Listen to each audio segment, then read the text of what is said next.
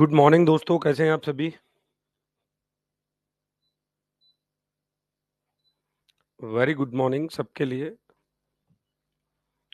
क्या आप सभी को मेरी आवाज आ रही है? क्या हमारी ऑडियो वीडियो प्रॉपर है सबके पास? देखिए,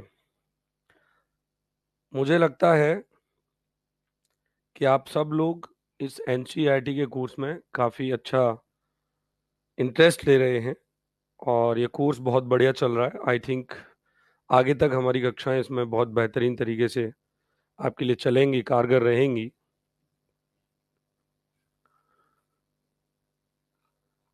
गुड मॉर्निंग, आप सबके लिए गुड मॉर्निंग। तो 2 क्लासेस हमने इसमें डेमो कर रखी हैं पहले से ऑलरेडी। आज ये हमारी तीसरी क्लास है। कंटिन्यू करें इस सेशन को। गुड मॉर्निंग बच्चों, गुड मॉर्निंग।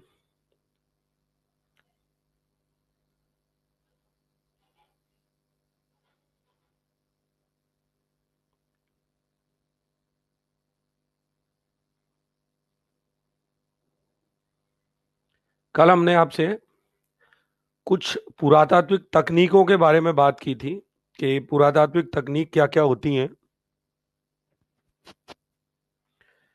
किस तरीके से मार्टिमर व्हीलर और किस तरीके से जॉन मार्शल ने पुरातत्व को अपना अपना अनुभव शेयर किया और उस आधार पे हम लोगों ने काफी सारी चीजों को समझा हुआ था। इसके बाद हमने टीले कैसे होते हैं, पुरातात्विक स्तर किस तरीके से होते हैं, खुदाई की पद्धतियों पे भी बात कर लेंगे। वो यूजीसी नेट का सिलेबस है, थोड़ा सा एनसीईआरटी से हटके भी चले जाएंगे तो भी कोई दिक्कत नहीं आएगी। इसमें खुदाई की पद्धतियां भी मैं आपको लिखाऊंगा, आपको लेखन करना है। अभिलेख किस काम आते हैं, विशेष व्यक्तियों के द्वारा ही लिखवाए जाते हैं, ये भी कल बात हुई थी। और अभिलेखों को पढ़ने की शुरुआत किस तरीके से की गई, लिपि का कॉन्सेप्ट क्या होता है, हमने ये सब तो पढ़ लिया था। यानी हमने कल एक टॉपिक पे डिस्कस किया था कि अभिलेखों का अर्थ कैसे निकाला जाए, उनका अर्थ किस प्रकार से निकाला जाता है। तो उत्तर भारत में हमें जितने भी अभिलेख मिले उनमें ज्यादातर ब्राह्मी लिपि का प्रयोग था। जेम्स प्रिंसेप ने 1837 में वो कंक्लूजन हमारा क्लियर कर दिया, निकाल दिया था। उसके बाद भारत से बाहर या पश्चिमोत्तर भारत के प्रदेशों में अशोक के ही काल में हमें खरोष्ठी लिपि के अभिलेख भी दिखाई देते हैं। आज का मुद्दा यहीं से स्टार्ट होगा कि जो पश्चिमी भारत की खरोष्ठी लिपि थी उसकी कहानी थोड़ी सी अलग बताई जाती है। कहानी क्या थी कि पश्चिमी भारत की खरोष्ठी लिपि का अध्ययन कैसे किया गया, इस पे आज का मुद्दा स्टार्ट करते हैं। पश्चिमोत्तर भारत में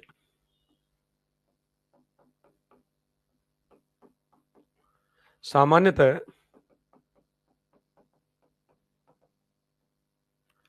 खरोष्ठी लिपि का प्रचलन था।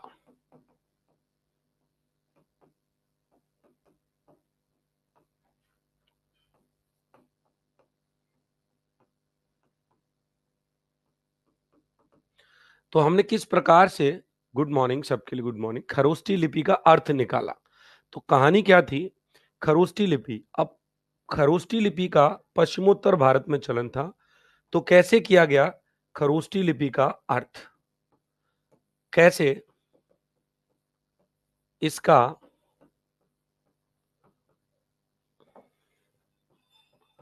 अर्थान्वेषण किया गया,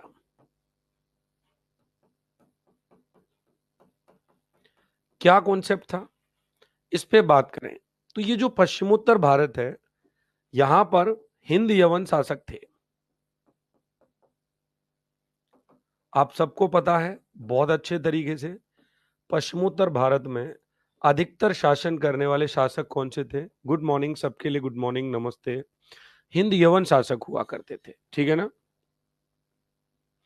अब क्या हुआ कि इन हिंद यवन शासकों ने यहां पर अधिकतर शासन किया और इन हिंद यवन शासकों ने क्या किया, द्विभाषी सिक्के प्रचलित करवाए थे।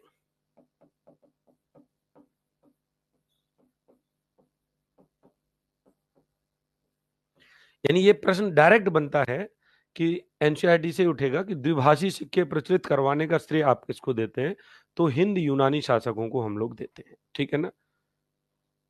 अब जो द्विभाषी सिक्के इन्होंने प्रचलित करवाए, इन द्विभाषी सिक्कों में क्या था, कि राजाओं के जो नाम थे, इन सिक्कों में राजाओं के नाम दो भाषाओं में दिखे हमें, यूनानी और खरोष्टी दोनों में लिखे गए। यूनानी भाषा में भी लिखा और खरोष्टी भाषा में भी लिखा, दोनों भाषाओं में प्राप्त होने लगे। अब भाई देखिए कि जब ये दोनों भाषाओं में प्राप्त होने लगे तो हमें आसानी होगी कि नहीं होगी बताइए। तो हम लोग इसको क्या करेंगे, आसानी से इस आधार पे समझेंगे। अब ऐसा था कि हमारे पास यूनानी भाषा को पढ़ने वाले विद्वान तो पहले से थे, पढ़ने वाले विद्वान उपलब्ध थे, और जब इन यूनानी विद्वानों ने, देखो कितनी बढ़िया बात क्लियर हुई, जब इन यूनानी विद्वानों ने क्या किया, खरोष्टी और यूनानी अक्षरों का मेल किया,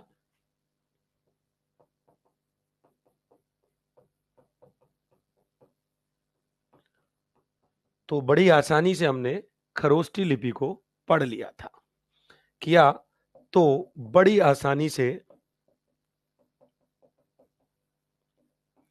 खरोष्टी लिपि को पढ़ा जा सका।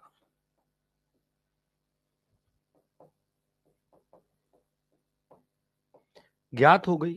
बताओ बात समझ में आई कि नहीं आई? क्लियर होना चाहिए 110% आपके दिमाग में, बिल्कुल क्रिस्टल क्लियर, पानी की तरह साफ होना चाहिए। बताइए सब क्लियर हो गया?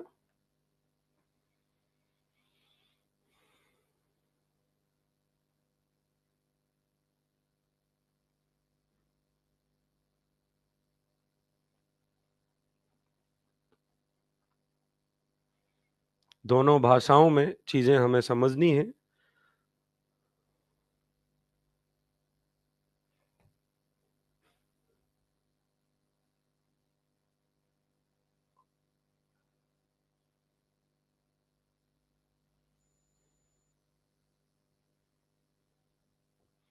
आगे बढ़े चलिएगा।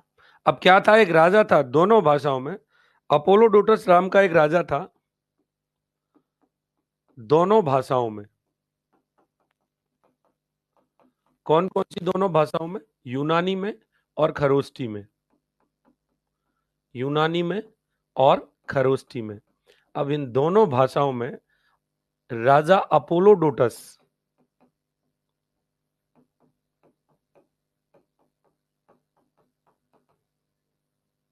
का नाम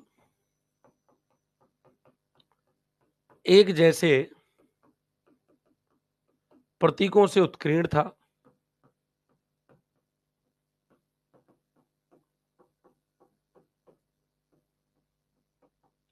इसी आधार पर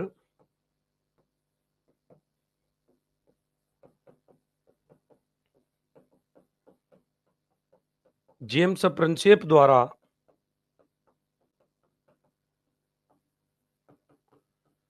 खरोष्टी भाषा के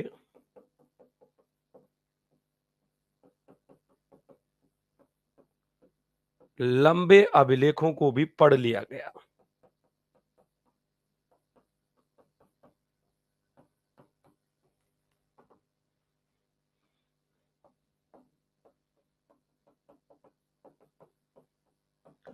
दोस्तों ये कहानी थी अभिलेखों को पढ़ने की, यानी कि गुड मॉर्निंग, यानी कि क्या हम लोग ब्राह्मी और खरोष्टी सबको पढ़ लेते हैं।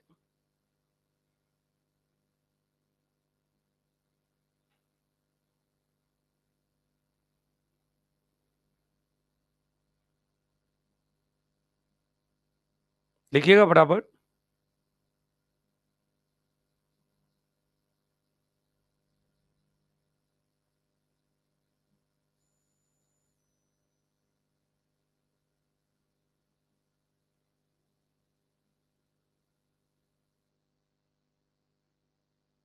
लिखो लिखो जल्दी, डन हो जाए तो बताइएगा।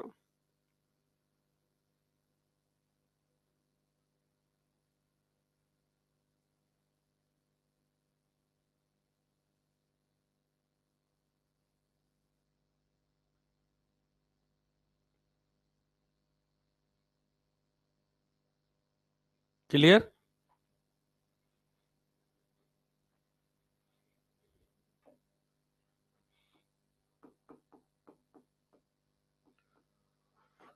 अभिलेखीय साक्ष्य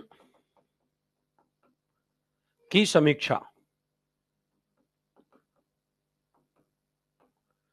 तो दो तीन पॉइंट है कि कुल जितने अभिलेख लिखे गए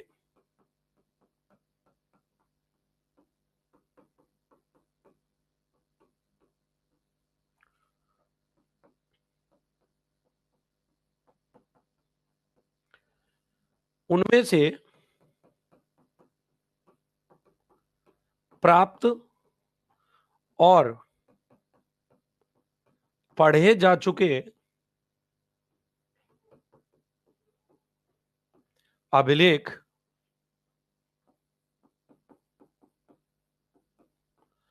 अंश मात्र हैं,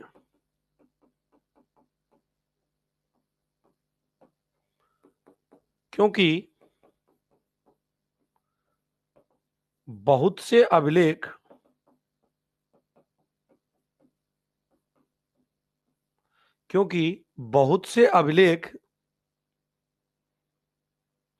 जिन पर अक्षरों को हल्के ढंग से उत्कीर्ण किया गया था,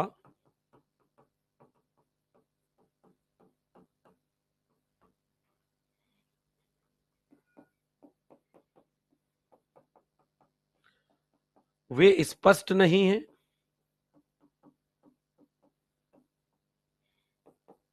अभिलेखों से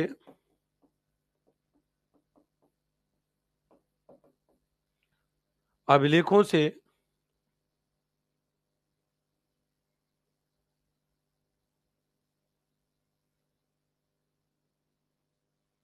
हमें सिर्फ बड़े और राजकीय अवसरों का वर्णन प्राप्त होता है।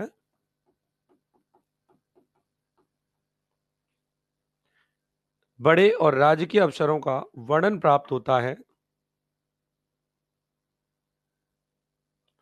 अर्थात सांस्कृतिक एवं राजनीतिक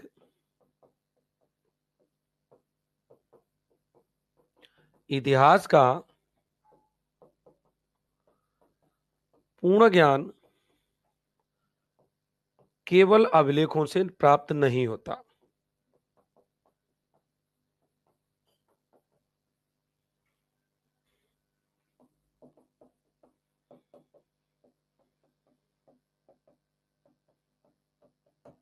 केवल अभिलेखों से प्राप्त नहीं होता।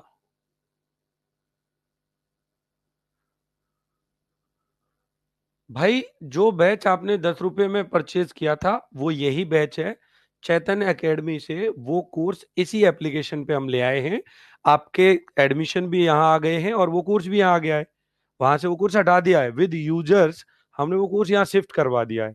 और अब हमारे एप्लीकेशन का नाम चैतन्य एकेडमी रोहितसरी हो गया है, हिस्ट्री वाले का। और वो जो चैतन्य एकेडमी वाला एप्लीकेशन था उसका नाम कुछ दिन में free study UGC net free study material होने जा रहा है, जिसपे आपको सारे सब्जेक्ट्स के नोट्स, टेस्ट सीरीज वगैरह फ्री मिला करेंगे। तो वो केवल नोट्स के लिए रहेगा। कोर्सेज इसी एप्लीकेशन पे आ गए हैं। अगर आपने वो वहां परचेज किया था तो आप यहाँ भी इसको देख पाएंगे। सो डोंट वरी, मस्त रह करके पढ़िएगा। ये लिखिएगा जल्दी से आप सब लोग। नमस्कार भाई, नमस्कार।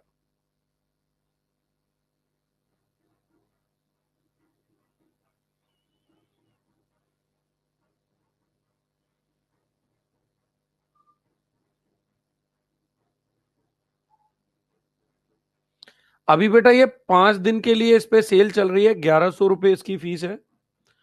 और उसके बाद 2499 इसकी फीस रहेगी। 5 दिन का तो डेमो कर रहे हैं अपन। डन हो गया। हमने अभिलेखों की बात की और अभिलेखों को हमने ढूंढा, पुरातत्व की भी हमारी बात हुई।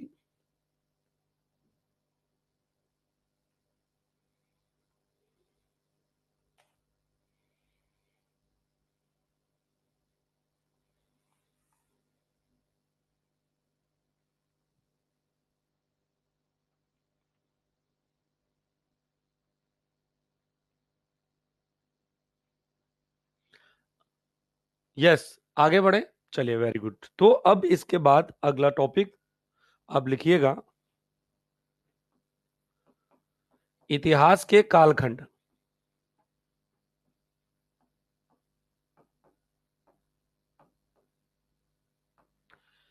इतिहास के कालखंडों पर बात करें तो आप देखिए, इतिहास एक अनवरत चलने वाली प्रक्रिया है।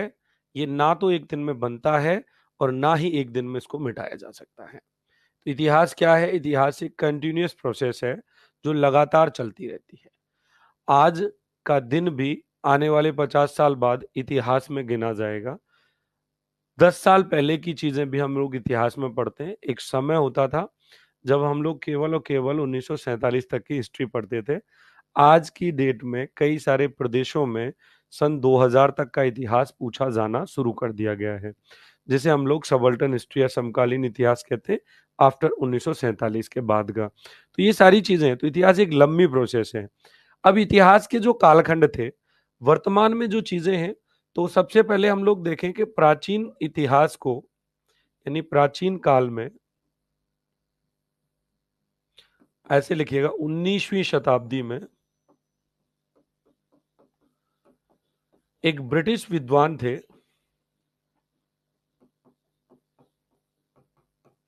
जिनका नाम था जेम्स मिल।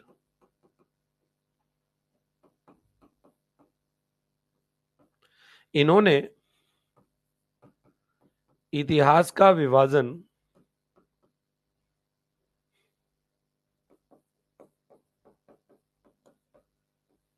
तीन तरीके से कर दिया: हिंदू काल, मुस्लिम काल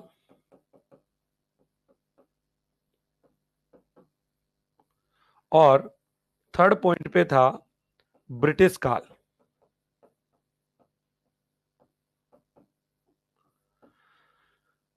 जेम्स मिल को इस आधार पर हमने देखा, ठीक है ना? ये जो विभाजन था, इस विभाजन का आधार क्या था कि शासकों का धर्म ही क्या होता है, यानी कि ऐतिहासिक परिवर्तन होता है। शासकों का धर्म ही ऐतिहासिक परिवर्तन होता है।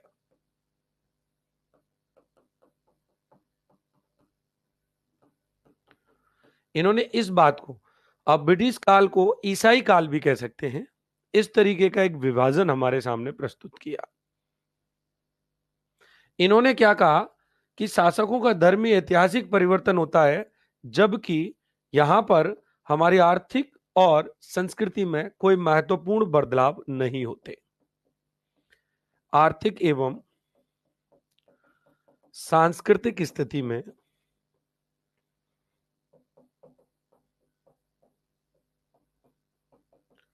महत्वपूर्ण बदलाव नहीं होता।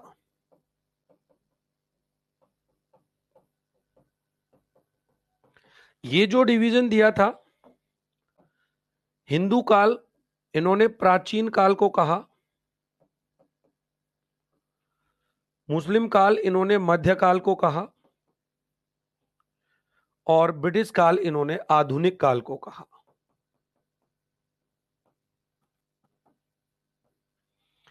कुछ विद्वानों ने ऑब्जेक्शन लगाया, परंतु अन्य विद्वानों के द्वारा इतिहास के इस विभाजन को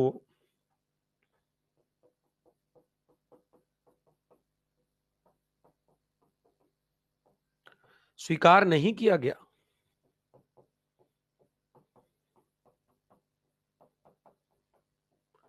इस विभाजन को स्वीकार नहीं किया गया, क्योंकि इसके कई कारण थे। जैसे एक एक करके गिनते हैं, लिखिए आप लोग तो फटाफट।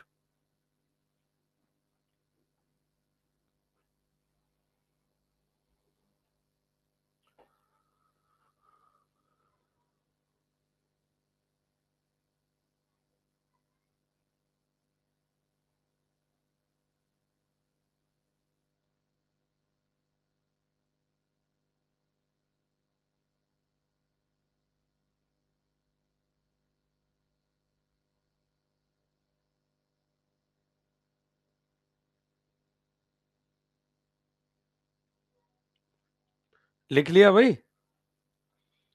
दो तीन कॉन्सेप्ट थे। पहला कॉन्सेप्ट कि प्राचीन काल में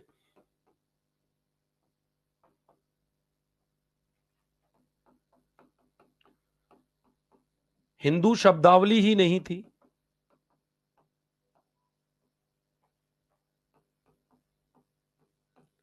फिर आप उसको हिंदू काल कैसे कह सकते हैं? दूसरा इन्होंने कॉन्सेप्ट दिया कि क्या मध्यकाल में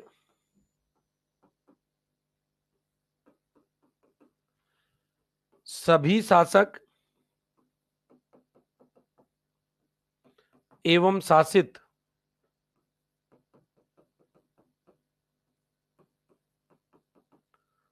मुस्लिम थे? नहीं। अगर हम लोग देखें प्राचीन काल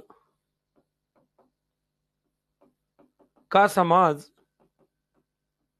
कहां से स्टार्ट होता है? शिकारी से स्टार्ट होता है। शिकारी समाज था, संग्राहक बना, और संग्राहक बनने के बाद हमारा प्राचीन समाज कृषक बना। ये वो स्टेप थे। शिकारी थे हम, फिर इकट्ठा करना शुरू किया, फिर हम लोग किसान बन गए, हमने पैदा करना शुरू किया, फिर हमने ग्रामीण बस्तियों का विकास किया, फिर हमने ग्राम के साथ में शहरों का विकास किया।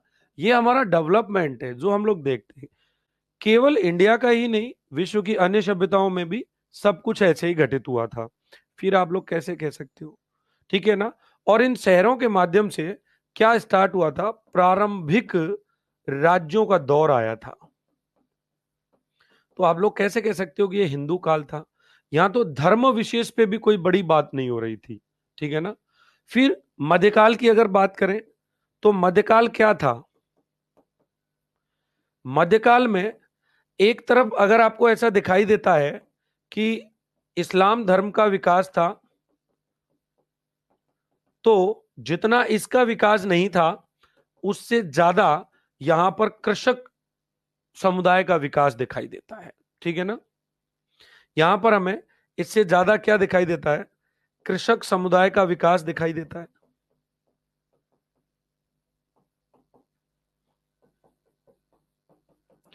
यहां पर हमें कृषक समुदाय के अलावा क्या था? जो है यहां पर हिंदू धर्म का भी विकास दिखाई देता है। यहां पर हिंदू का भी लिख लेते हैं हम थोड़ा सा।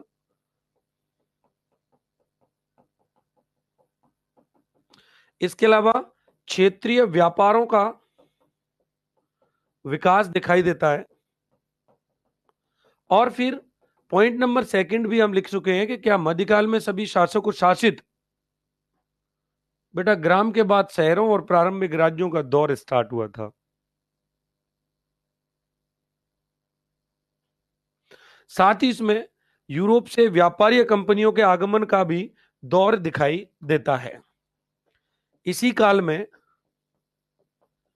यूरोप से व्यापारिक कंपनी के आगमन का दौर दिखाई देता है। और अगर हम आधुनिक काल की बात करें तो आधुनिक काल हमारा भौतिक उन्नति और बौद्धिक प्रगति का काल था। हमारे यहाँ भी पुनर्जागरण रेनेसां का प्रभाव पड़ा हुआ था। जो यूरोपियन पुनर्जागरण था, उसका कॉन्सेप्ट क्या था कि हमारे यहाँ भी इसका प्रभाव पड़ा हुआ था।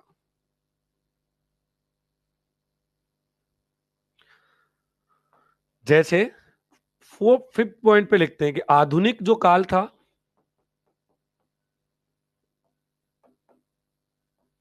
वो भौतिक उन्नति का काल था,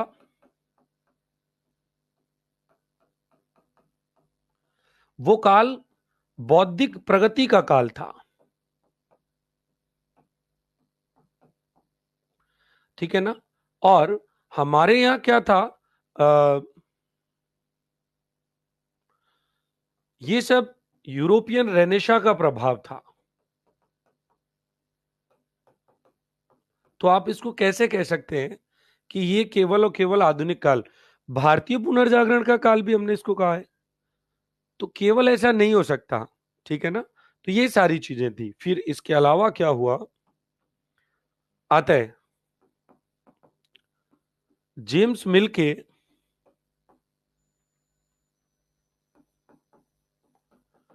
हिस्ट्री ऑफ ब्रिटिश इंडिया, इनकी पुस्तक थी।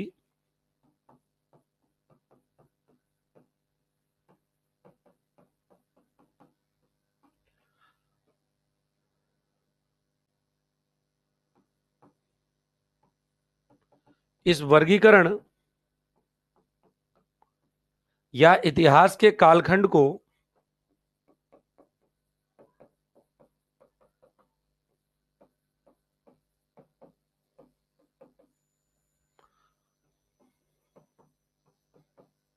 नकारते हुए जेम्स मिल को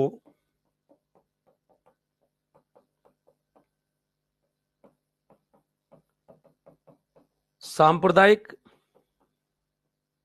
इतिहास लेखन का पिता कह दिया गया।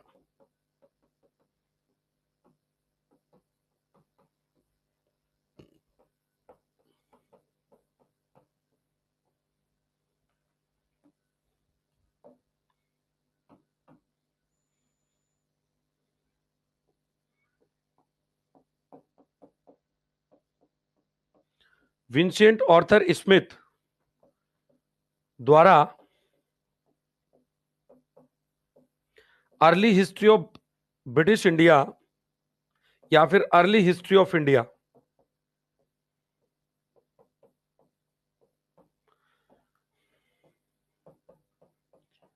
ग्रंथ लिखा गया और अपनी सुविधानुसार हमने हमारे इतिहास को प्राचीन इतिहास, मध्यकालीन इतिहास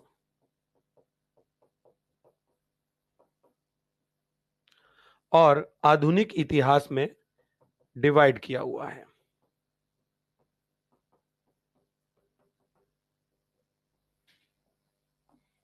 लिखिए,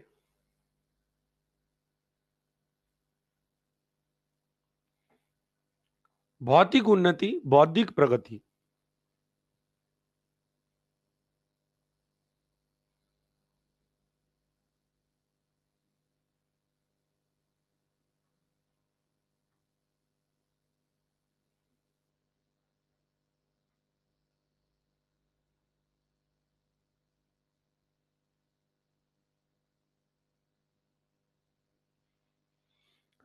अभिलेख पढ़ने के दौर से इतिहास के कालक्रम, इतिहास के कालखंड पर ही हम लोग चल रहे थे।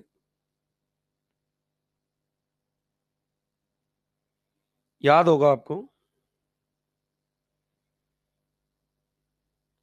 आगे बढ़े थोड़ा सा। देखिए, नेपोलियन के बारे में कितने लोग जानते हैं? नेपोलियन ने मिस्र का अभियान किया था। ठीक है ना। और मिस्र के उत्तरी तट पर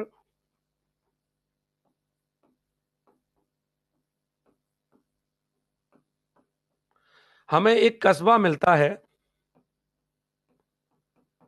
जिसका नाम था रोशेटा। और इस कस्बे से एक प्रस्तर प्राप्त हुआ। उस प्रस्तर का नाम भी रोसेटा प्रस्तर रख दिया गया। ठीक है ना। इस प्रस्तर पर हमें क्या मिला है? 3 भाषाओं में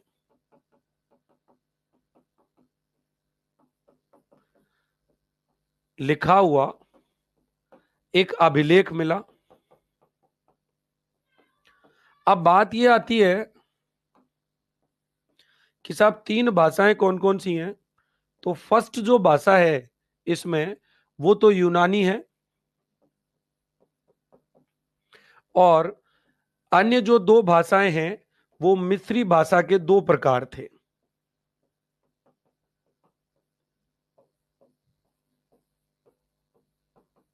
अब मैंने आपको बताया था कि अभिलेख एक ही था, मैटर एक ही था, उसको 3 तरीके से लिख दिया गया।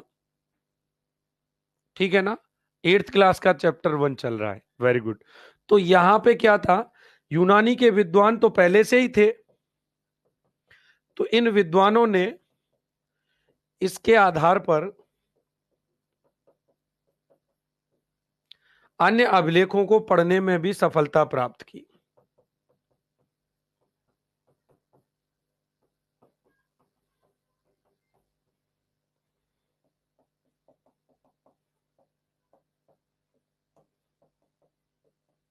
ऐसा लग रहा होगा ना कि ये वो इतिहास चल रहा है जिसकी तो हम उपेक्षा कर देते हैं, हम पढ़ ही नहीं पाते उस इतिहास को जिसको एनसीईआरटी में लिखा गया है, और इसको पढ़ना बेहद जरूरी है। तो आप लिखिए फटाफट से।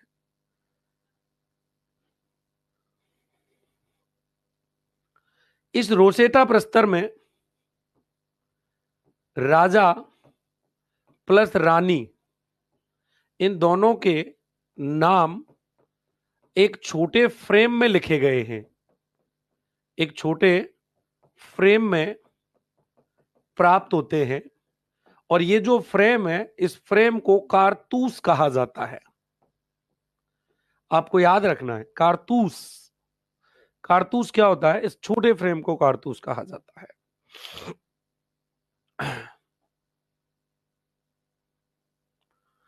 आप लिख सकते हैं इसको।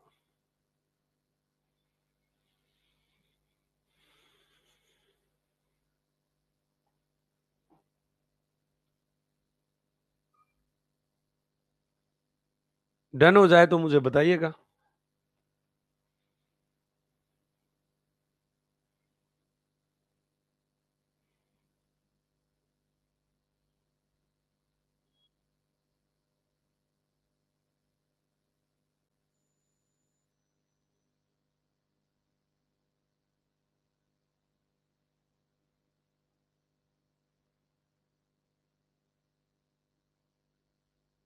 हो गया, वेरी गुड। तो हमारा पहला चैप्टर खत्म होता है। ठीक है ना। अब हमारा सेकंड चैप्टर स्टार्ट करेंगे हम लोग आज से ही। और हमारे सेकंड चैप्टर का नाम रहेगा भारत का जो भौगोलिक कॉन्सेप्ट है, ज्योग्राफिकल जो कॉन्सेप्ट है भारत का, यानी भारत का भौगोलिक परिदृश्य और भारत की सांस्कृतिक विशेषताएं। एक टॉपिक मैंने आपको कंप्लीट करा दिया, जिसमें आपने ये पूरी कॉन्सेप्ट 6 से 12 तक की किताबों में जो दिया हुआ है वो सब आपके पास 4 घंटे के सेशन में आ गया। 2 घंटे की एक क्लास थी, 1 घंटे की एक थी, और आज का आधा पौना घंटा होगा। इसमें कुछ चीजें एक्स्ट्रा भी ऐड कर दी थी आपके लिए। अगले यूनिट, अगला जो टॉपिक है वो भारत का भौगोलिक परिदृश्य एवं सांस्कृतिक विशेषताएं।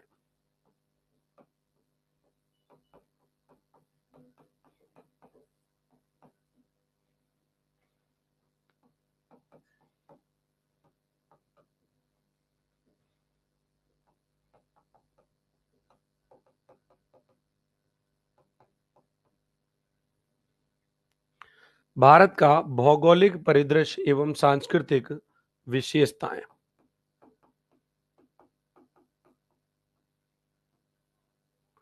ये बड़ा बढ़िया टॉपिक है।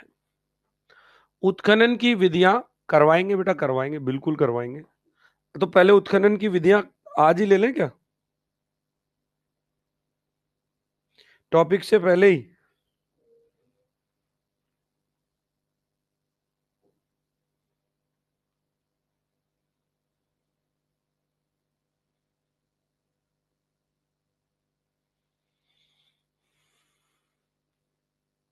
हाँ, रोशेटा अभिलेख नेपोलियन के, मैंने बताया ना स्टार्टिंग में नेपोलियन के बारे में। उत्खनन की विधियां,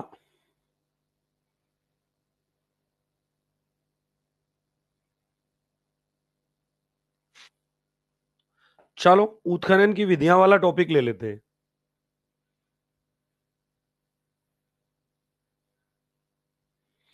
वैसे आप चाहते तो मैं ये YouTube पे पढ़ा देता, उत्खनन की विधियां वाला। बताइए, चलिए यहां पढ़ा लेते हैं, कोई दिक्कत नहीं। यहां मेरे हिसाब से थोड़ा सा बोरिंग भी हो सकता है, आप अगला टॉपिक स्टार्ट करें तो यह ज्यादा बढ़िया है। और अगर आप YouTube पे पढ़ सकते हो उत्खनन की विधियां, बेस्ट तरीका है। बताइए क्या चाहते हो। उत्खनन की विधियां कहाँ पढ़ानी है आपको, ये बताइए।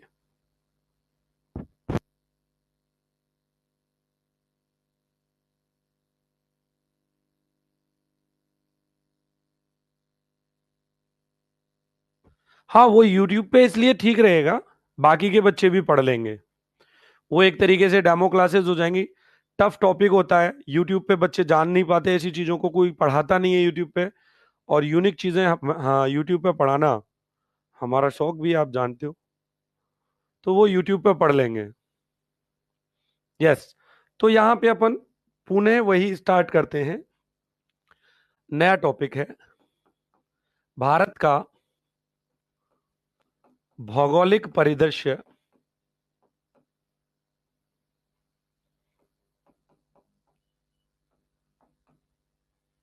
एवं उसकी सांस्कृतिक विशेषताएं।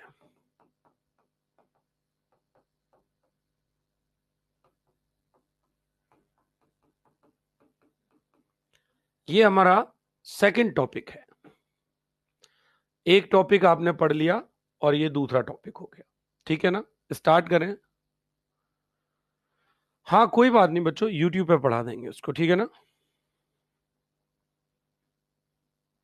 देखिए, भारत देश, ये जो भारत देश है, आप यहाँ के निवासी हैं, ठीक है ना। तो इस भारत देश को जो प्राचीन संस्कृत और पाली साहित्य प्राप्त होता है, प्राचीन संस्कृत और पाली जो साहित्य प्राप्त होता है, उस साहित्य में हमारे इस देश को 5 भागों में बांटा गया है।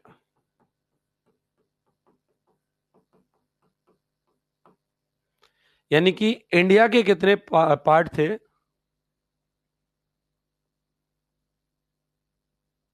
कोई बात नहीं, इंडिया के कितने पार्ट थे, 5 पात्र थे, ठीक है ना।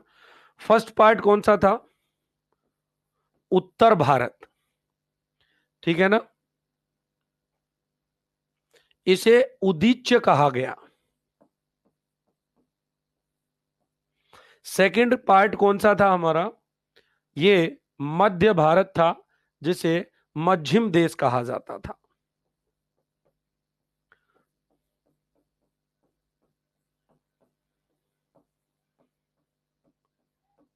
और भाई तीसरा कौन सा था, ये था पूर्व, जिसे प्राच्य कहा गया।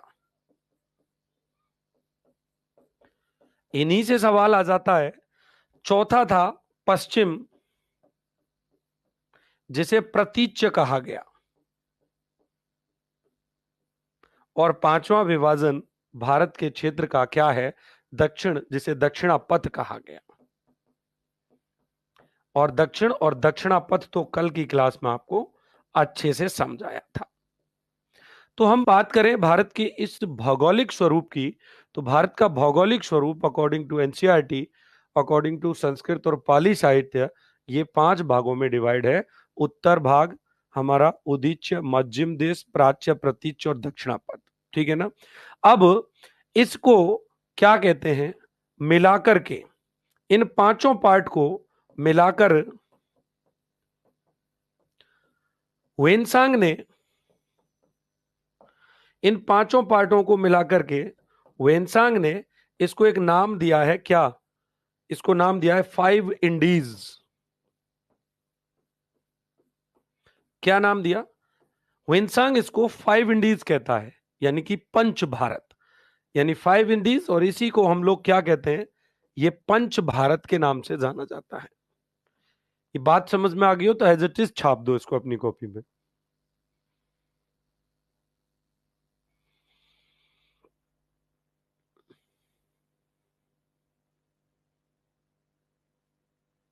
जल्दी लिखो, तुरंत थम्सअप किया करोगे सर, लिख लिया।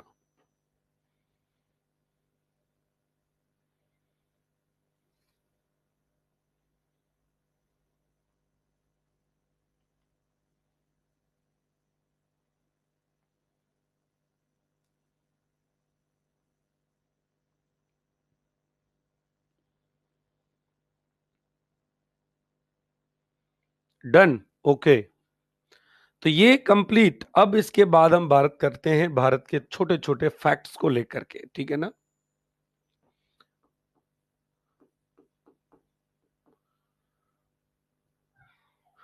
सबसे पहले हम बात करेंगे किसकी? मत्स्य पुराण की। मत्स्य पुराण क्या कहता है? मत्स्य पुराण कहता है कि भाई भारतवर्ष के 9 भाग हैं।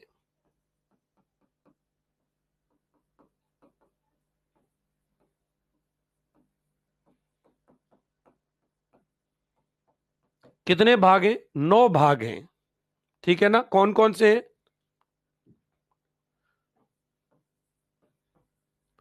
इंद्रद्वीप, कसेरू, ताम्रपर्णी, लिख लेना 9 के 9। इंद्रद्वीप, कसेरू, ताम्रपर्णी, गभिस्तान, सौम्य,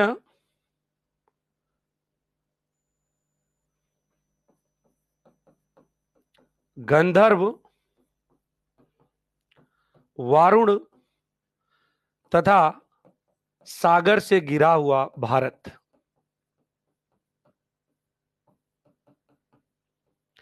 अब इस 9 नामों पे अगर हम ध्यान दें, 9 नामों पे अगर फोकस रखें, तो ये 9 नाम मत्स्य पुराण के कारण बृहत्तर भारत की संकल्पना को आपके सामने प्रस्तुत कर रहे हैं।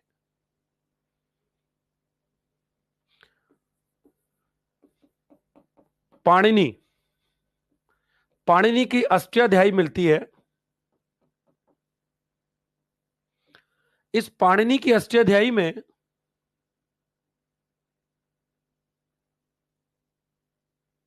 क्या लिखा हुआ है कि जो हिमालय, विंध्य पर्वत, जो हिमालय, विंध्य पर्वत और पश्चिमी और पूर्वी समुद्रों से घिरा है। विंध्य पर्वत, पश्चिमी और पूर्वी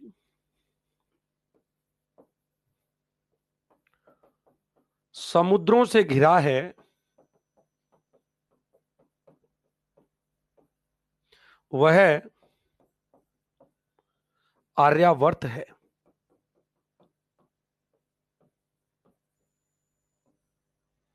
वह क्या है? आर्यावर्त है।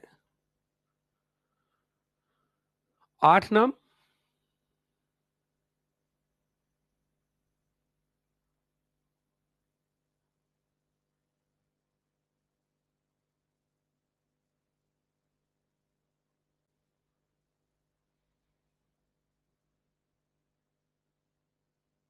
9 हो गए ना? इंद्रद्वीप लिख लिया, कसेरू लिख लिया, ताम्रपर्णी लिख दिया, गभिस्तान, सौम्य, गंधर्व, वारुण। एक नागद्वीप रह गया, यहां नागद्वीप लिख देना तो 9 हो जाएंगे। नागद्वीप लिख देना, ठीक है ना? यस।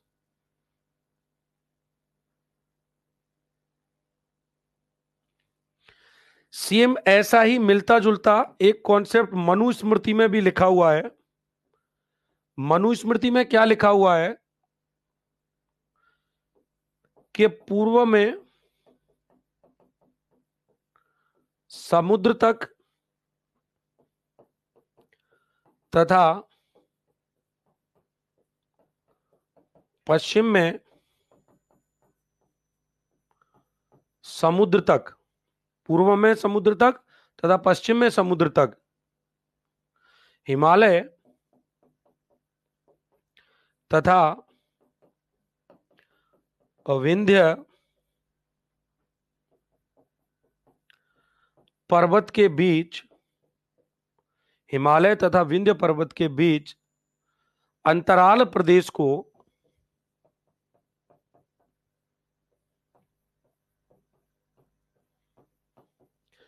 आर्यावर्त कहा गया है।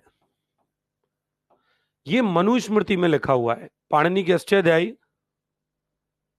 हाँ, भारत को आर्यावर्त कहा जाएगा बेटा, 100% कहा जाएगा। लिखिए जल्दी से।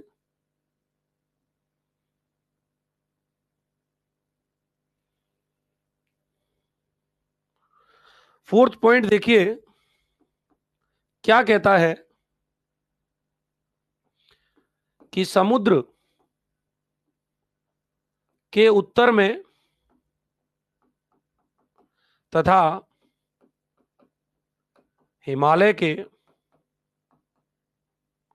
दक्षिण में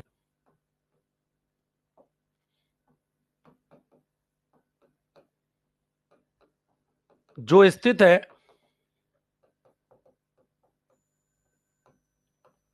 वह क्या है? हिमालय के दक्षिण में जो स्थित है वो क्या है? वो भारत देश है, वह भारत देश है।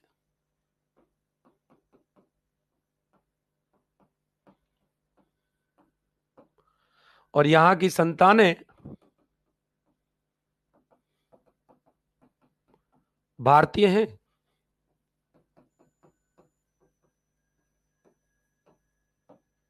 यहां की संतानें भारतीय हैं।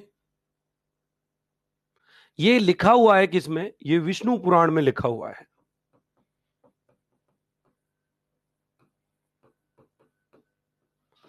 ये विष्णु पुराण में लिखा हुआ है।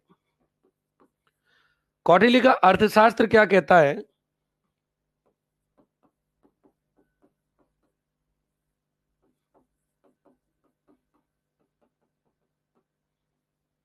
कौटिल्य का अर्थशास्त्र यह कहता है कि हिमालय से लेकर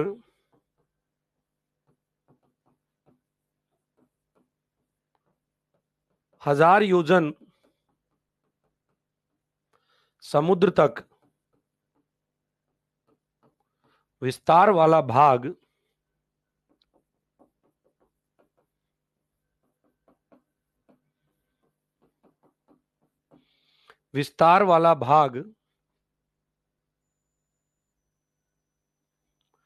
चक्रवर्ती राजा का शासन क्षेत्र होता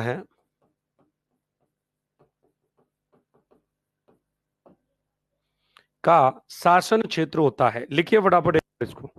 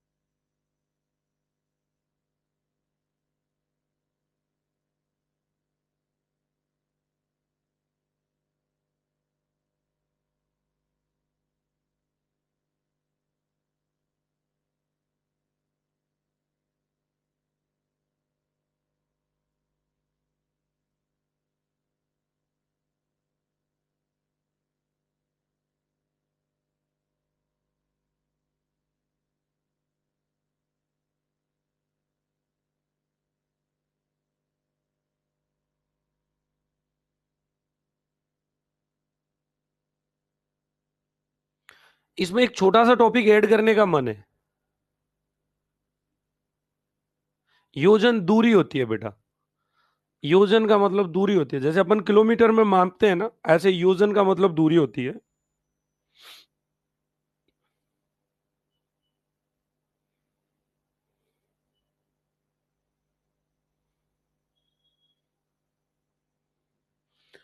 यानी कि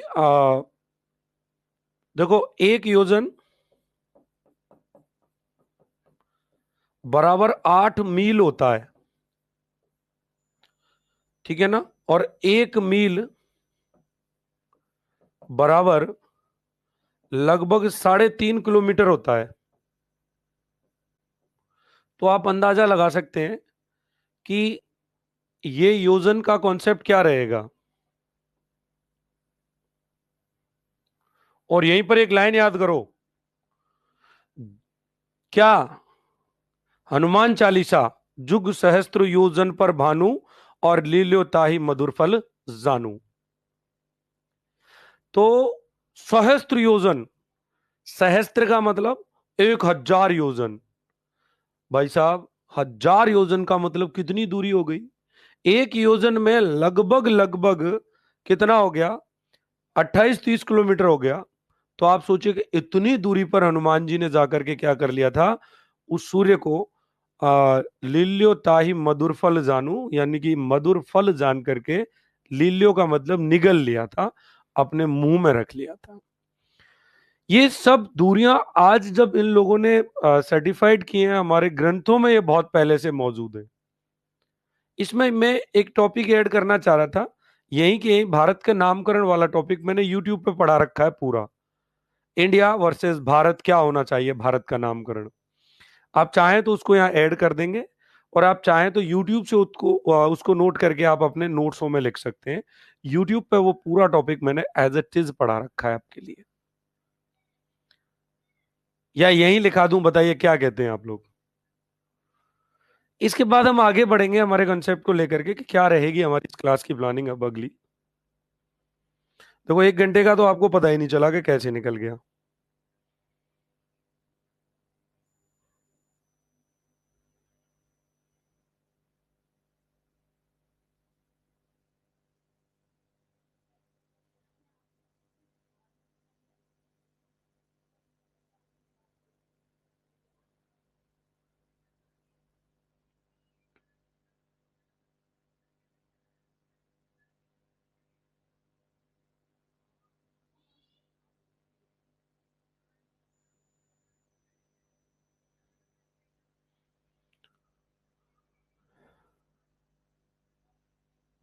चलो कोई नहीं, हम लोग ऐड कर लेते हैं इसको।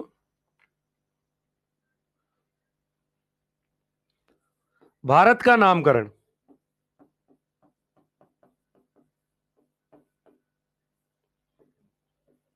ठीक है ना। लिखते चलिए आप इसमें। इंडिया शब्द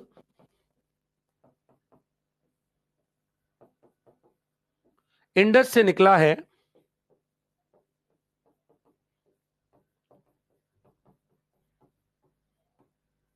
और इस इंडस को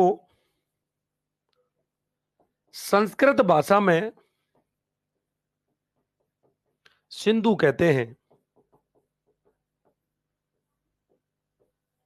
इस इंडस को संस्कृत भाषा में सिंधु कहते हैं।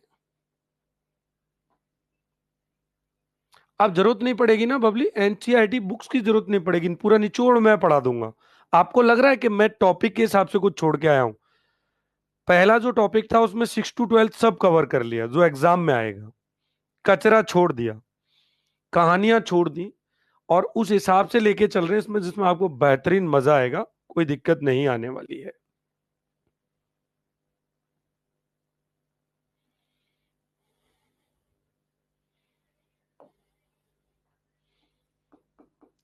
भारतवर्ष का नाम सर्वप्रथम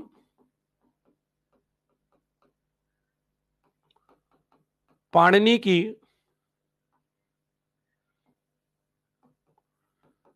अष्टाध्यायी में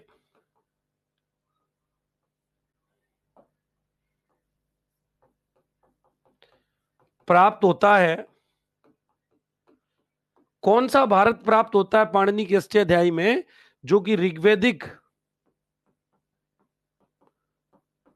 भरत जन के नाम पर पड़ा था।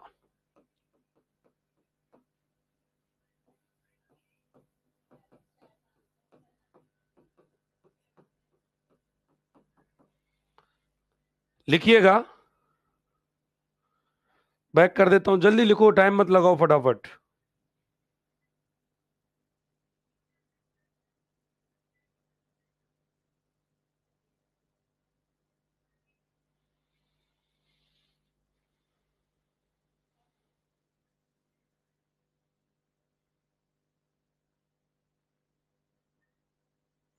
नहीं नहीं, यही रहेगा, धन्यवाद बबली। देखिए, फिर समय काल चक्र आगे बढ़ा। वैदिक काल में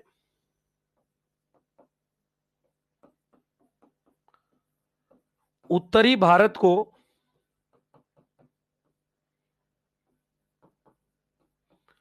आर्यावर्त कहा गया, और दोस्तों इसमें दक्षिणी भारत को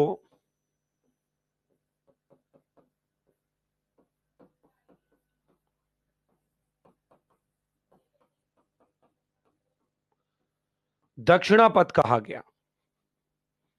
जबकि जैन परंपरा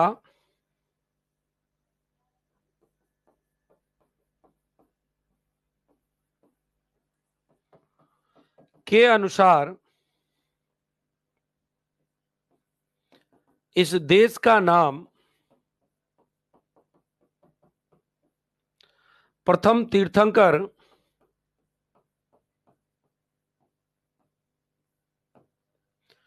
ऋषभदेव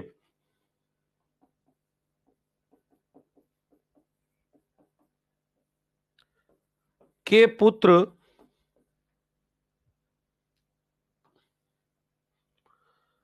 भरत के नाम पर पड़ा।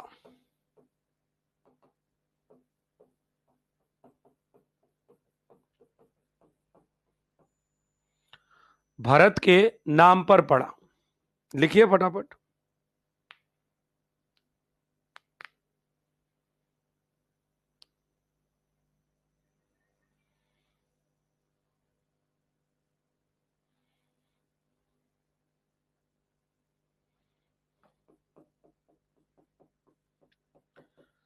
पौराणिक कथाओं के अनुसार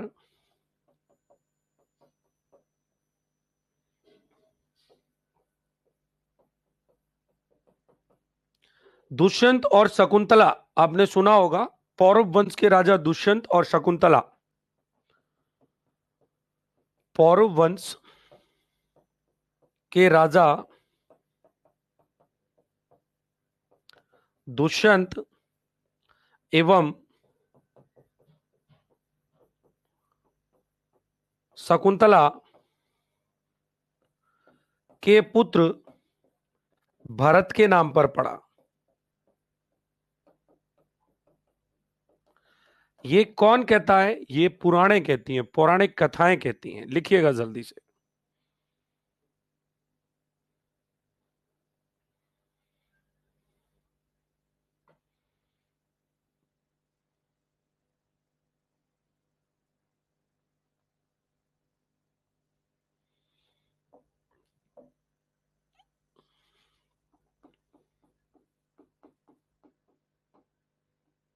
भागवत पुराण में इसे अजनाभ वर्ष की संज्ञा दी गई है।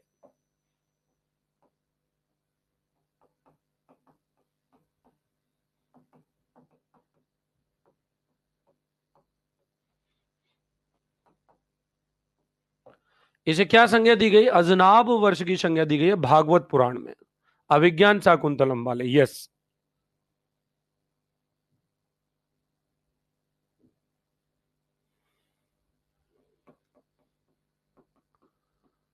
बौद्ध ग्रंथों में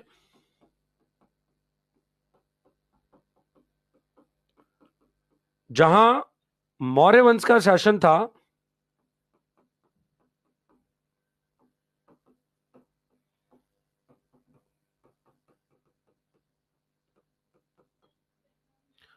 उसे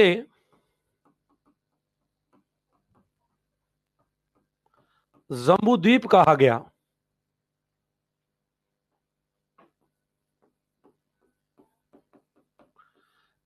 इस आधार पर जम्बूद्वीप का बड़ा भाग भारत हुआ। ये नाम अशोक के अभिलेखों में भी प्राप्त होता है।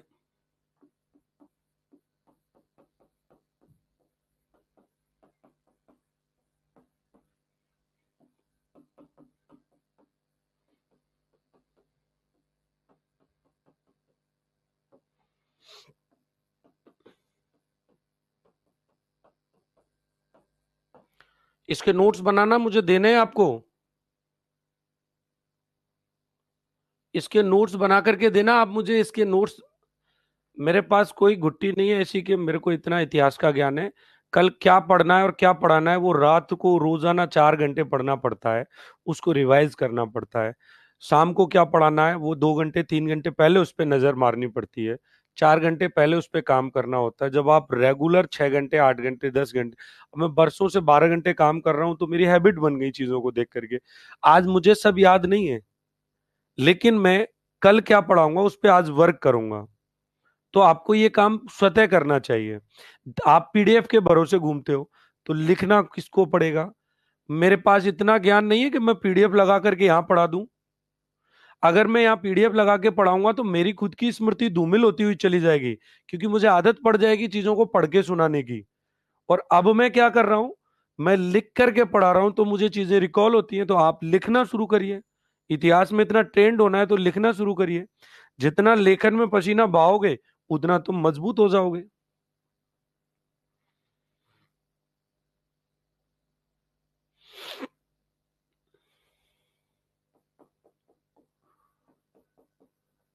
यूनानियों ने इसके लिए इंडिया शब्द का इस्तेमाल किया था।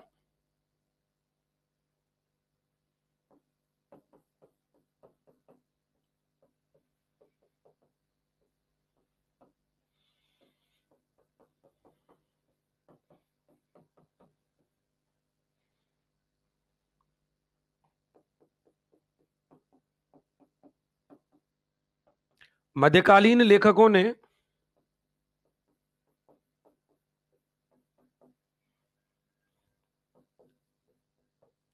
हिंद या हिंदुस्तान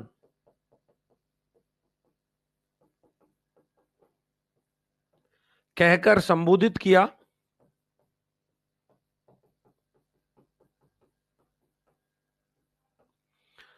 कहकर क्या किया, करना पड़ेगा भाई, करना पड़ेगा। नहीं करेंगे तो खत्म हो जाएंगे एक दिन, ठीक है ना।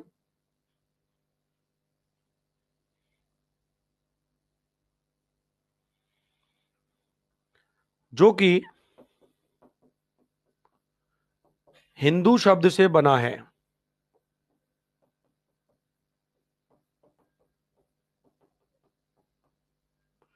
अब हिंदू शब्द फारसी भाषा का शब्द है, याद रखना।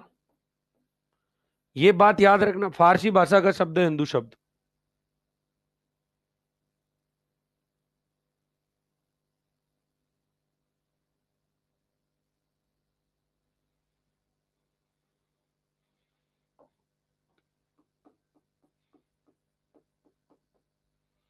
यूनानी भाषा के शब्द इंदे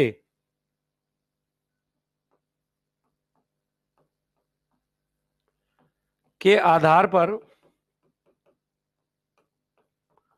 अंग्रेजों ने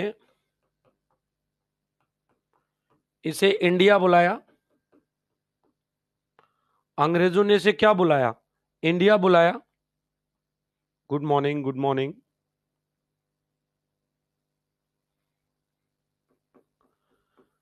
जबकि वर्तमान नाम भारत वैदिक कालीन प्राचीन कबीले के आधार पर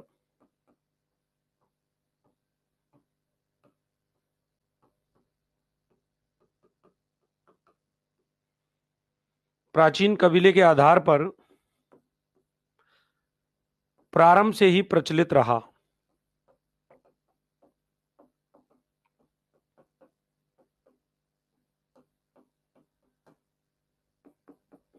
प्रारंभ से ही प्रचलित रहा।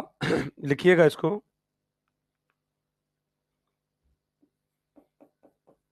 भारतवर्ष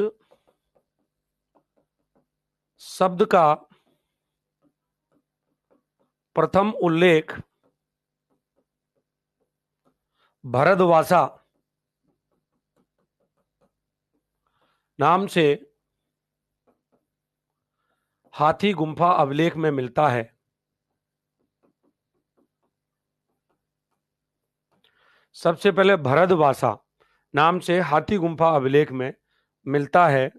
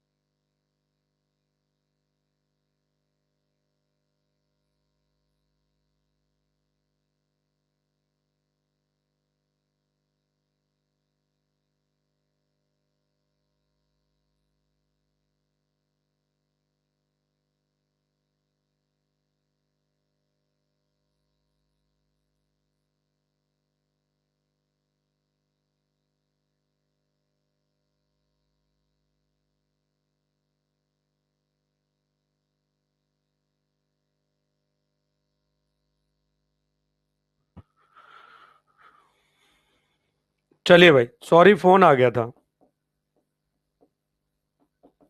हिंदुस्तान शब्द का प्रथम उल्लेख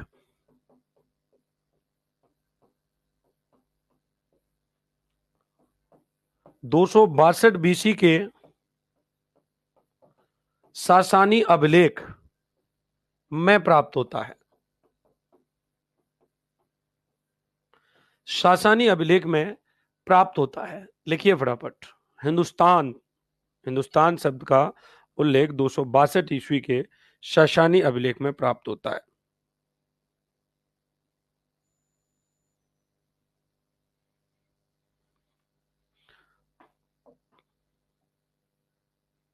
ईस्वी कर लेना। लिखिए फटाफट इसको।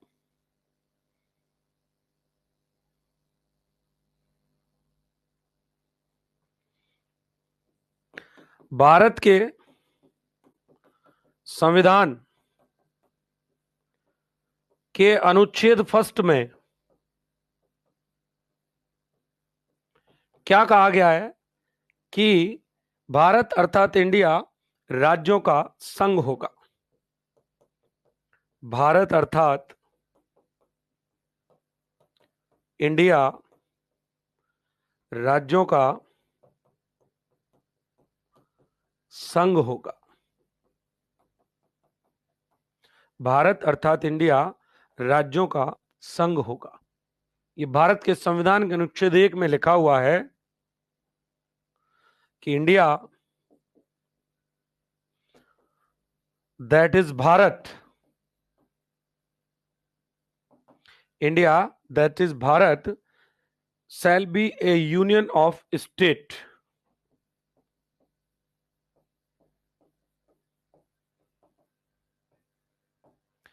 स्टेट। ये था भारत। इसके बारे में जानना जरूरी था।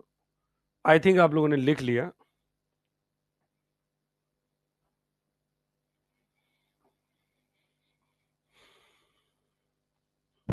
नोट करो।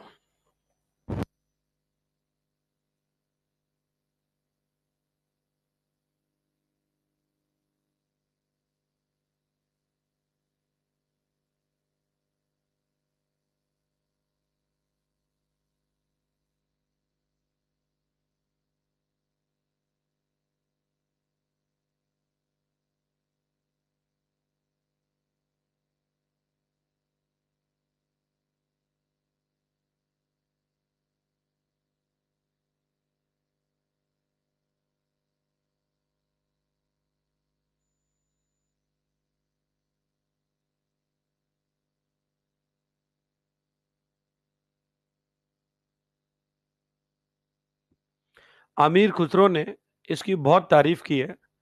वो कहते हैं कि भारत की भूमि का टुकड़ा जैसे कि एक सुंदर दुल्हन के मुख पर तिल हो। कैसे कहते हैं अमीर खुसरो? कि भारत की भूमि का टुकड़ा जैसे कि एक सुंदर दुल्हन के मुखड़े पर एक तिल हो, जो उसकी शोभा बढ़ाता है। वैसे ही इस दुनिया में भारत भूमि का जो टुकड़ा है, इस दुनिया की भूमि की शोभा बढ़ाता है। और खुद रस्क, यानी कि रस्क का मतलब होता है ईर्ष्या, खुद स्वर्ग भी उससे क्या करता है? रस्क करता है, यानी ईर्ष्या करता है कि ये भूमि इतनी सुंदर क्यों है। ऐसी तारीफ करते हुए अमीर खुसरो ने लिखा है। आप अमीर खुसरो, जिन्हें तूतिए हिंद कहते हैं, उनके बारे में पढ़ोगे तो उनका ये वक्तव्य भारत भूमि की शोभा बढ़ाता हुआ आपको दिखाई देगा। तो ये टॉपिक भारत के नामकरण पे आ गया। बहुत सारी चीजें हमने इसमें डिस्कस की। अब बिंदु ये है कि आगे क्या करना है। टाइमिंग कहाँ जा रही है हमारी क्लास? यस, 10:30 तक हो ही चुकी है। आई थिंक हमें आधे घंटे का लंच लेना चाहिए, गैप लेना चाहिए, और आज के सेशन को यहीं समाप्त करते हैं। देन 11 बजे अपन नेहरू जी की रिपोर्ट पे पढ़ लेते हैं, आज विचार कर लेते हैं। बताइए क्या चाहते हो? तो दोस्तों, ये जो कॉन्सेप्ट था इसको समझिएगा पूरे तरीके से। और बहुत ही प्यारा, बहुत ही बढ़िया सेशन मेरी तरफ से रहा। आप लोगों को कैसा लगा ये आप ही बताएंगे। और आप लोग इस बैच में जुड़िएगा। उनकी तबीयत खराब चल रही है, ज़्यादा बीमार हैं। कल भी उनके प्रॉब्लम थी क्लास के दौरान, तो फ़ोन आ गया था। मैंने उनको बोला कि आज और रेस्ट कर लो, कल से धूम धड़ाके के साथ क्लासेस लेंगे। अभी हमारे अर्जुन सर का सिस्टम आज तैयार हो जाएगा, मैं भी तैयार करूंगा। ठीक है ना? तो मेरी भी क्लास है। अब आपको हम लोग पेपर 1 में एक बढ़िया वो दे देंगे, टाइम टेबल।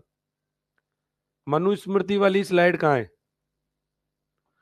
ये है बेटा, ये लिख लो, मनुस्मृति वाली स्लाइड। तो अपन आपको पेपर 1 का चैतन्य अकेडमी वाला टाइम टेबल दे देंगे, और बहुत बढ़िया तरीके से आपको चीजें मिलती रहेंगी। मैं बार बार आपसे कह रहा हूं, अभी कम फीस है इस बैच की। जिन बच्चों के पास इस बैच का सब्सक्रिप्शन नहीं है, वो बच्चे इस बैच को ज्वाइन कर लीजिएगा। ठीक है ना? 110% आप इसको ज्वाइन कर लीजिएगा। ये इसी लेवल से शानदार चलेगा।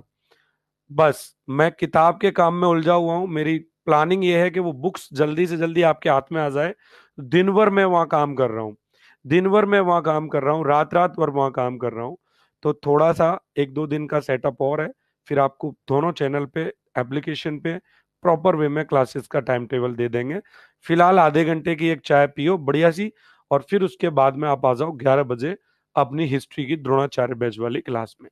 तब तक के लिए धन्यवाद। वेलकम।